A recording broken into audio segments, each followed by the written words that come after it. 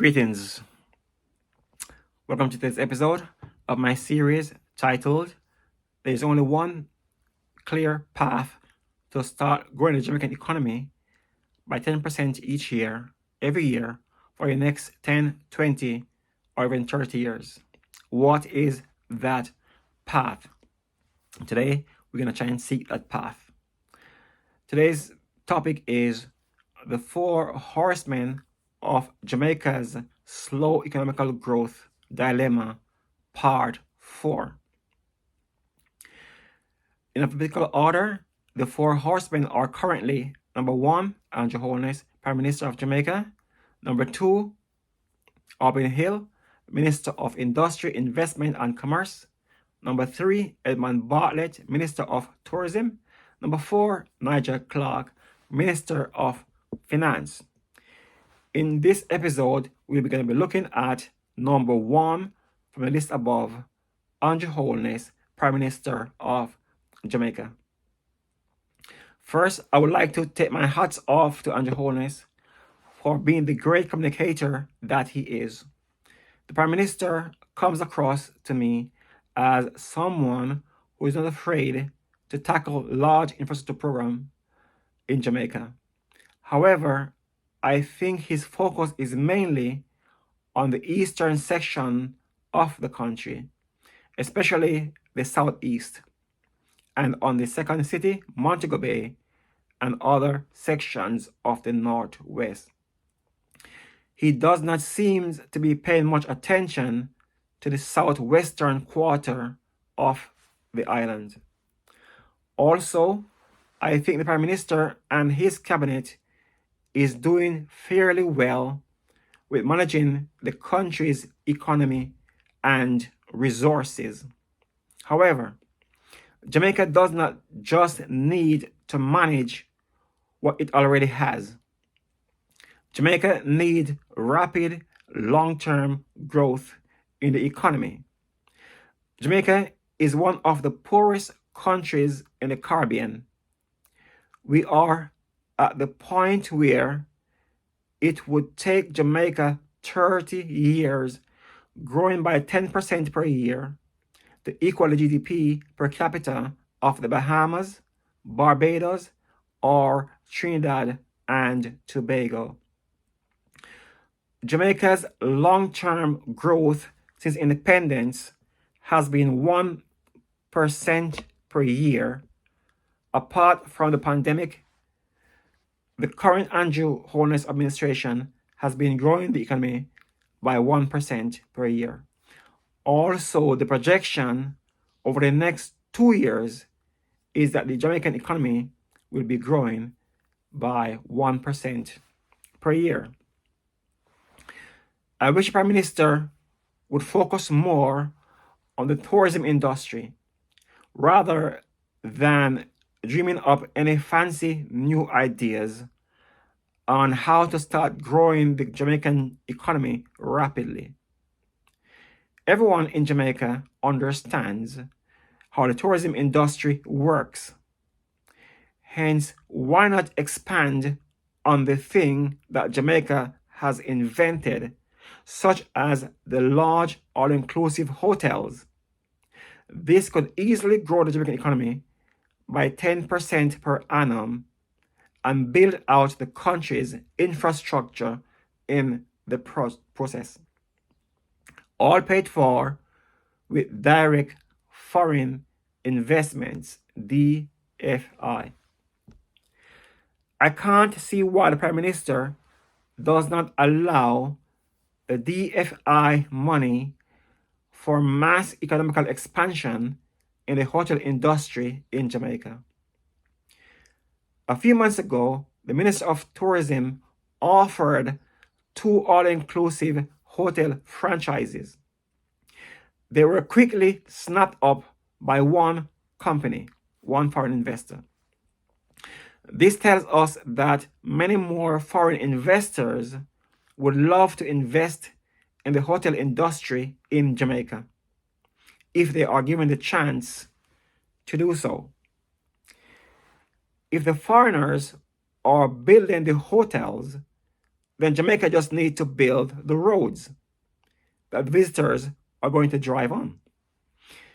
These roads that the government was going to build anyways will now be built with the money raised from the newly built hotels in the rural parishes of Jamaica. Hence, if the money to build the roads are coming from the tourist, then the money to build the roads would be as a result of the DFI. Hence, it would be the DFI that are building both the hotels and the roads, while providing tens, if not hundreds of thousands of jobs in rural Jamaica. Soon, an airport will be required in St. Elizabeth to serve the southwestern parishes of Jamaica. Again, this money to build the airport will come as a result of the DFI investments, money that the hotels are generating for Jamaica. Jamaica currently raised about 2.5 billion US dollars from the tourism industry, which is mainly on the north coast, or mainly in the northwest, to be more specific. Well, the southwest could easily raise at least 1 billion US dollars per annum if the government start offering franchises to attract the DFI in the southwest of Jamaica. The US $1 billion per annum raised could first be used to build the roads, then be used to build the airport in St. Elizabeth to serve the 3 southwestern parishes in Jamaica. The arguments that I have heard against a massive increase of the tourism industry are ridiculous in my opinion. I've heard both government ministers and some skeptics saying that the hotel industry is vulnerable. Some use the pandemic as an example of how vulnerable the tourism industry is. Others talk about the disruption a hurricane could cause to the tourism industry, etc.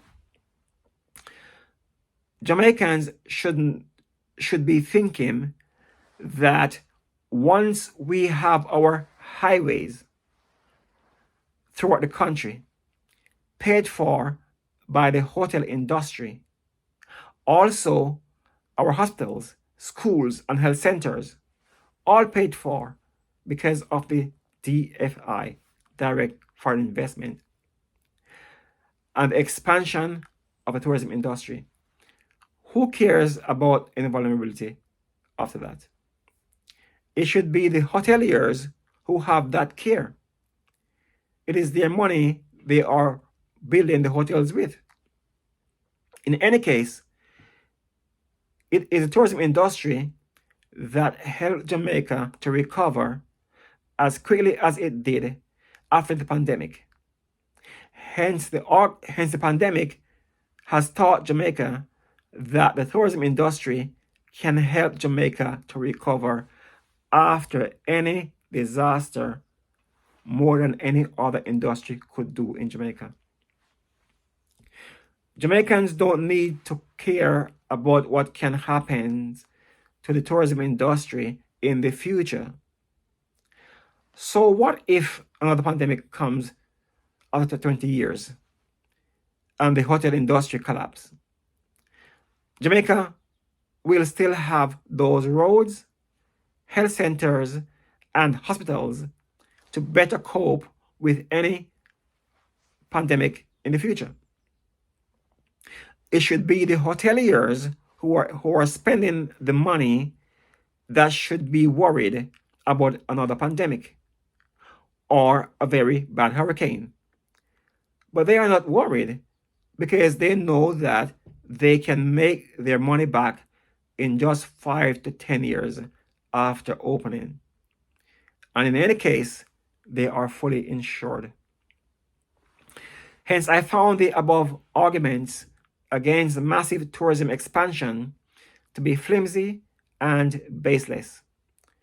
Within 10 years of the government offering the franchises to build 40 to 50 hotels with an average of 1,000 rooms each, Jamaica could have at least 30 of those hotels being built.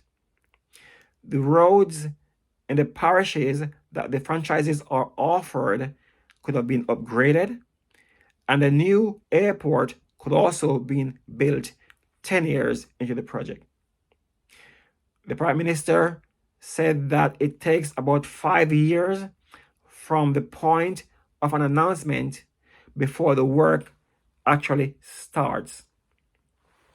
Hence, if 20 hotel franchises are announced for the southwest of Jamaica this year, 2023, it would be 2028 before work actually starts, both on the hotels and the roads. However, once the announcements are being made, the locals will start to capitalize by both building small family-owned hotels and Airbnb dwellings. The announcements will also set off a construction boom in the parishes that the large all-inclusive hotels and the new dual carriageway roads will be built. Lastly, the government should be giving out those franchises on a 49 years lease. After 49 years, those hotels should be owned by Jamaica.